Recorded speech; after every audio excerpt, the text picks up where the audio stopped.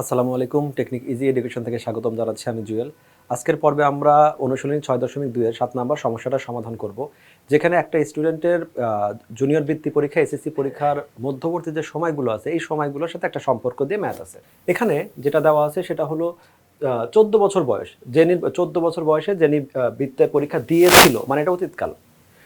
তারপরে ১৭ বছর বয়সে সে এসএসসি পরীক্ষা দিবে এটা ফিউচার। তাহলে তার বর্তমান বয়স নিয়ে এখানে আলোচনা করতে বললো।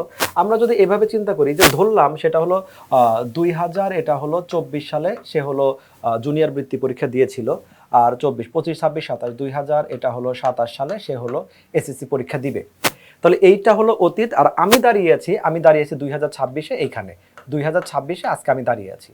তাহলে এই যে ২০২৬ সালটা, যেহেতু এইটা এখানে তার বয়স ১৪ বছর ছিল, এই পার্টটা তার বয়স ১৪ বছর, এইখানে তার বয়স হবে ১৭ বছর। তাহলে এই বয়সটা যদি এক্স হয়, আমি ভবিষ্যতে একটা কাজ করব, মানে ওইখানে আমি এখনো পৌঁছাই নাই ওই সময়ের তুলনায়, তাহলে আমি এখনো ছোট।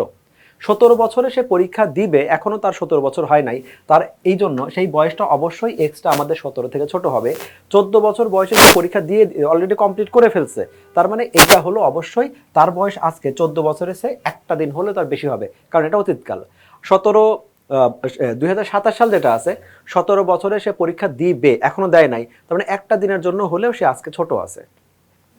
শুধুমাত্র এই কথাটাই আমরা এই ম্যাথটাতে রিপ্রেজেন্ট করবো, আর কোনো কিছু না। এই টাইপের ম্যাথগুলো বেশিরভাগ সময় দেখা যায় যে শর্টকাট এমসিকিউ আসতে পারে, সংক্ষিপ্ত প্রশ্নে আসতে পারে, অথবা ক নাম্বার, এর বেশি সাধারণত হবে না। তোমাকে প্রিপারেশন রাখতে হবে যে এটা আমি এমসিকিউতে সলভ করবো কোনো প্রকার না লিখে। ম্যাথগুলো ভালো করে বুঝে ফেললে তাহলে তোমার এই লেখাটা নিয়ে আর প্রবলেম হবে না। যখন আমি লিখে ম্যাথটা প্রকাশ করব, এটা তো খ নাম্বারেও যদি কখনো এসে পড়ে, তাহলে সেক্ষেত্রে একটু বিস্তারিত লিখে দেওয়া। তা আমি ধরে নিলাম যে জেনির বর্তমান বয়সটা হলো এক্স বছর, তাহলে ১৪ বছর বয়সে সে বৃত্তি পরীক্ষা দিয়েছিল, তার মানে তার বর্তমান বয়স অবশ্যই ১৪ থেকে বড়। সেজন্য আমরা লিখে নিলাম যে এক্স গ্রেটার দ্যান ১৪, এটা লিখে নিলাম প্রথম পার্টটা। দ্বিতীয় পার্টটা কি, সে আবার এসএসসি পরীক্ষাটা দিবে।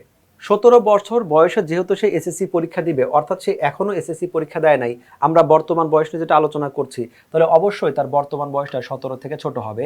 এই দুইটা অসমতাকে যদি আমরা একসাথে এখানে রিপ্রেজেন্ট করি, তাহলে আমাদের এই ১৪, এই ১৭, মাঝখানে হলো এক্স।